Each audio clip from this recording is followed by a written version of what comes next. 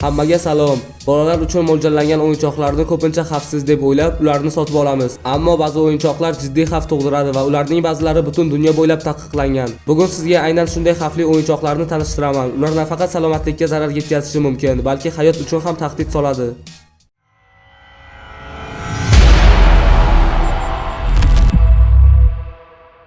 Lavendarts xavfli o'yinchoq bo'lib, ular og'ir metalldan tayyorlangan va o'tkir uchlari mavjud. Ular odatda bog'da o'ynaladi, lekin xavfli bo'lishi mumkin, chunki o'qlari tezda uchib nazoratdan chiqqan. Agar ularning uchlari odamga yoki hayvonga tegsa, jiddiy jarohatlar yuzaga kelishi mumkin. Boshqa xavfli hollarda o'qlarni o'ynayotgan shaxslar o'zlarini yoki boshqalarning sog'lig'iga zarar yetkazgan. Bu jarohatlar bosh miya yorilishidan tortib, organlarning jarohatlanishigacha bo'lishi mumkin. Ayniqsa o'yin o'ynayotganda boshqa odamlar yoki bolalar atrofda bo'lsa, xavf yanada oshadi. Shu sababli Lavendarts ba'zi mamlakatlarda taqiqlangan yoki o'yinchoqning xavfsiz ishlatilishi uchun aniq xavfsizlik choralari va nazorat talab qilinadi. Yaxshi nazorat va ehtiyotkorlik bo'lmagan taqdirda bu o'yin o'z-o'zidan juda xavfli bo'lishi mumkin.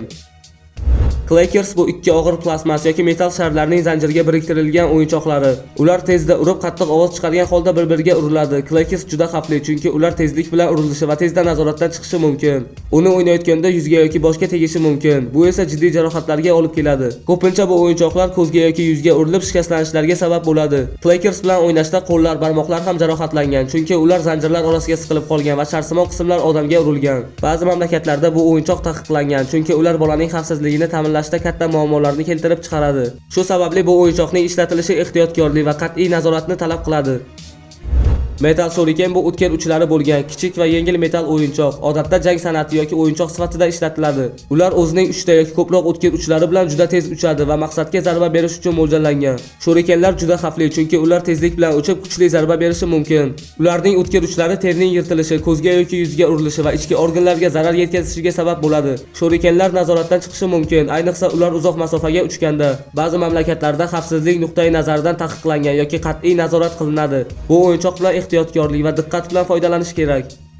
Easy Bake Oven nomli o'yinchoq juda xavfli hisoblanadi, chunki u issiqlik bilan ishlaydi. O'yinchoqda ishlatiladigan kichik lampa juda yuqori haroratga chiqishi mumkin. Bu esa issiq qismlarga tegish yoki ularni noto'g'ri ishlatishda kuyish xavfini tug'diradi.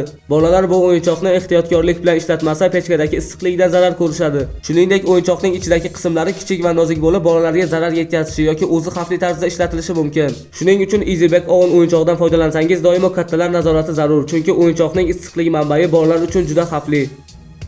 Bu kichik magnitlardan tashkil topgan o'yinchoq odatda yirik geometrik shakllarni yoki tuzilmalarni yaratishda ishlatiladi. Ular juda kuchli magnitlar bo'lib, o'zaro bir-biriga yopishadi va murakkab shakllar hosil qilish imkonini beradi. Ammo bu bir qarashda oddiy ko'rinadigan o'yinchoq juda xavfli bo'lishi mumkin, chunki bolalar bu magnitlarni yutib qo'ygan vaziyatlar ko'p bo'lgan. Agar bir nechta magnit ichki organlarga yopishsa, ular o'rtasida magnitli kuchlar ta'sirida jiddiy jarohatlarga olib kelishi mumkin. Bolalarga berilganda katta ehtiyotkorlik talab qiladi, chunki ular osonlik bilan yutilishi mumkin. 2000-yillarning oxirida taqiqlangan, chunki ular bolalar uchun jiddiy xavf tug'dirgan. Bunday magnitli o'yinchoqlardan foydalanishda kattalar nazorati zarur. Do'stlar, agar sizga video yoqqan bo'lsa, like bosib, kommentariyada o'z fikringizni yozib qoldiring. Keyingi videolarda ko'rishguncha hammaga xayr.